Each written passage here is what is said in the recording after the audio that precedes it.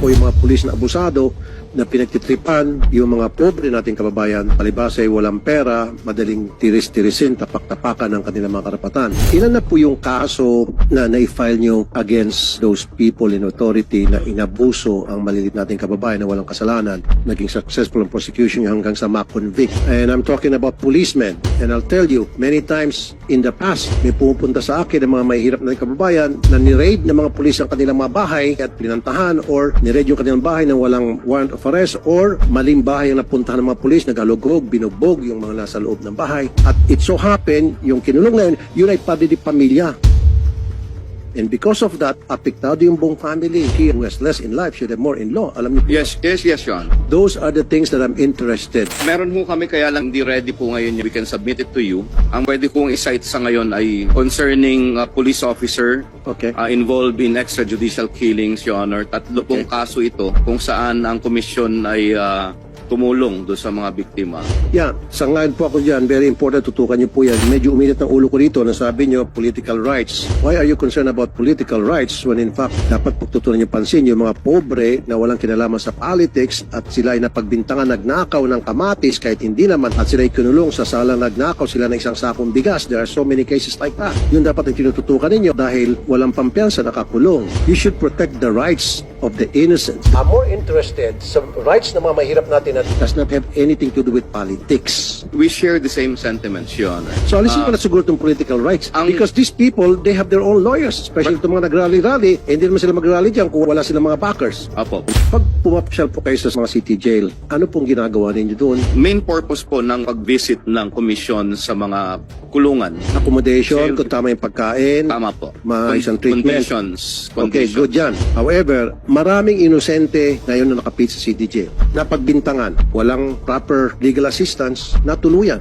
Na walang pampiyansa yung pobreng wrongly accused. Mabubulok sa bilangguan yon. Ang binibigay ho naming assistance sa mga persons deprived of liberty consists of legal advice, counseling, psychosocial services, case follow-ups, and monitoring, linkages with the family. Teka muna, so binibigyan yung illegal advice. It's not worth anything. Kaya nga siya nandun dahil yung kanyang karapatan natapakan eh. You were there para siguraduhin yung kanyang karapatan ay naprotektahan at makakuha siya ng pakinabang. We agree, Your Honor. Huwag lang po yung laway. Tama po. We agree, Your Honor. Let's talk about yung mga pobre na nirepresent ng PAO. And alam naman natin, overwhelmed ang PAO din. Bisita kayo para bigyan sila ng legal advice. Like I said, for the second time, it ain't worth nothing. Ang gusto ko, yung sasabihin mo, ba't ka nakulong? Ito po, kaya ako nakinulong, napagbintangan ako, tutulungan kita na mailabas kita rito dahil mali pala yung pagka-inquest sa iyo. Yun ang gusto ko marinig. We don't have that service, Your Honor. Then you should have. If you need budget, then I'll support your agency na magkaroon ng budget. If you will be supporting the commission, Your Honor, we will be glad to perform the function. So, pupunta kayo doon, i-analyze nyo. Alam mo, may tataas ng kamay. Sir, talaga inosente po ako, sir. Hindi talaga ako nagnakaw, sir. Baka pwede nyo po tingnan yung kaso ko. Look at the cases of those people who approach you. And then, babalikan nyo yung PAO. Obligahin nyo yung PAO na magtulungan tayo rito, gusto ko mapalabas to because nung in-inquest siya, walang PAO lawyer at talagang mali yung pag-accuse sa kanya at inosente talaga siya. Meron kayong gano'n? Yeah, yan po yung ginagawa ng komisyon. We have 1,252.